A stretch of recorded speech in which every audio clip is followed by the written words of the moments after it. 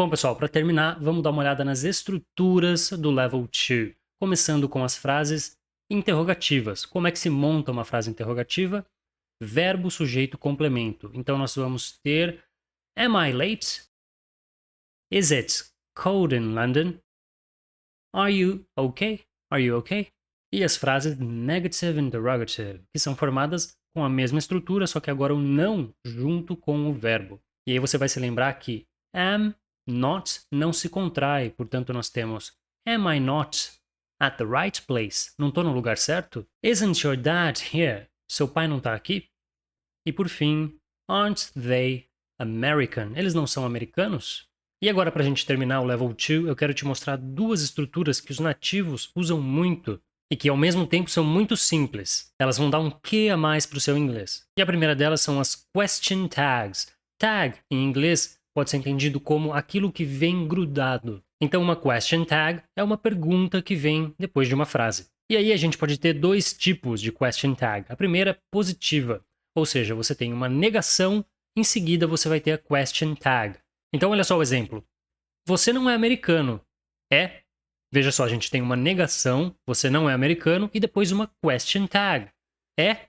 E para fazer essa question tag, basta eu usar o mesmo sujeito e o mesmo verbo. Olha só. You are not American.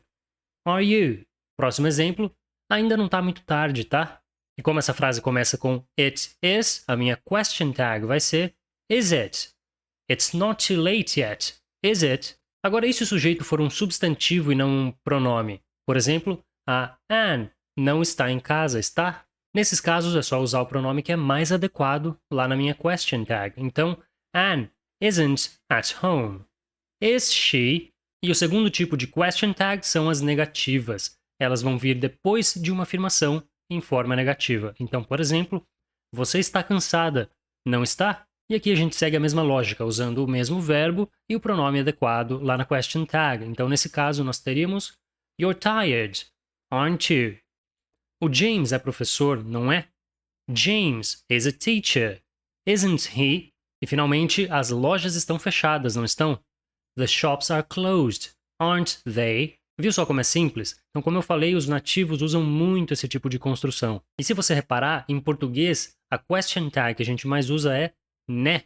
A gente coloca né no final das frases. Então, você tá cansada, né? O James é professor, né? As lojas estão fechadas, né? Agora, se eu quiser fazer uma question tag com there is ou there are, vamos ver como fica. Não tem muita gente no prédio, tem? Então, nessa negação, eu vou usar there aren't, porque gente é contável, é um substantivo plural. Então, eu vou ter there aren't too many people in the building. Are there? Então, o que eu fiz? Usei o mesmo verbo e o there. Se a frase tivesse começado com there isn't, a minha question tag seria is there. Agora, um exemplo com a question tag negativa. Tem muita gente aqui. Não tem? A mesma lógica vai ser usada aqui. There are too many people here. Aren't there? E outra coisa que se usa muito no inglês é o que a gente chama de resposta curta. Short answer. E vamos direto acompanhar um exemplo para você ver como é que funciona isso. Então você vai ter uma pergunta, por exemplo, Are you Emma? Você é a Emma? E aí você vai ter duas respostas possíveis, sim ou não. Na short answer afirmativa, você vai responder Yes, I am. E não apenas yes. Enquanto na short answer negativa, você vai responder No, I'm not. Ao invés de simplesmente no. E o motivo para você usar esse tipo de resposta ao invés de sim, não, é porque ela é considerada mais educada, mais polida. Uma resposta direta sim, não, às vezes é considerada rude. Vamos ver mais alguns exemplos, então? Is James here? Yes, he is. No, he isn't. Are they on that bus? Yes, they are. No, they aren't. Agora, se eu tiver is there anyone at home? A minha resposta vai ser yes, there is ou no, there isn't. E olha só uma observação, nas short answers afirmativas, você não deve fazer a contração do sujeito com o verbo. Então não diga yes, I'm, yes, his. Nas respostas negativas, aí sim você pode contrair o verbo com not. Ou você ainda pode fazer a contração pronome e verbo. Então, no, he's not ou No, he isn't.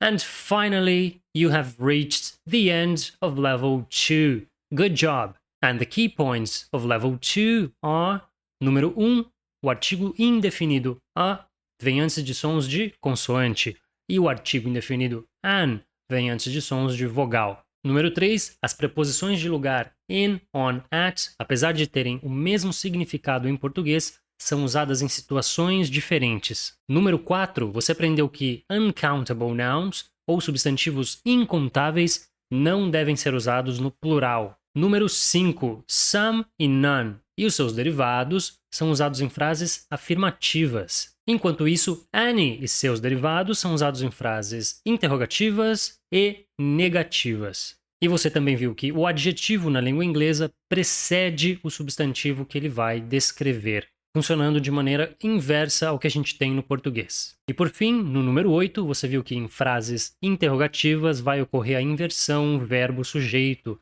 Você vai ter a estrutura VSC. E agora que você sabe de tudo isso, vamos ver como é que ficam em inglês aqueles exemplos que a gente viu lá no início da aula? Então eu sugiro que você pause o vídeo e tente passar a frase para o inglês antes que eu te dê a resposta. Vamos lá. Tem algum outro restaurante nessa rua? Is there any other restaurant on this street? Próximo. Sua professora é americana, não é? Sim, ela é. Your teacher is American, isn't she? Yes, she is. Próximo. Não tem mais ninguém no escritório, tem? There isn't anyone else at the office, is there? Ou, alternativamente, there's nobody else at the office, is there? Lembrando que nessa frase você poderia ter usado a preposição de lugar in. Então vamos para a penúltima frase. Eles já não estão em casa? Aren't they home yet? E finalmente, tem gente demais nesse ônibus. There are too many people on this bus. Muito bem, pessoal, esse foi o Level 2, um dos mais densos e pesados de todo o curso. Agora, com toda a informação que você tem acumulado do Level 1 e do Level 2, você já está criando uma base muito forte para o seu inglês. E a partir da próxima lição, o Level 3, a gente vai passar a ver os demais verbos da língua inglesa. Nós usamos o verbo to be até agora para fazer toda a fundação do seu inglês. Com o verbo to be, você entendeu como funcionam as estruturas da língua, além de, claro, ter se familiarizado muito bem com esse verbo que é um dos principais da língua inglesa. Então, depois que você fizer a practice session do Level 2, eu te vejo lá no Level 3. See you soon and keep to the path.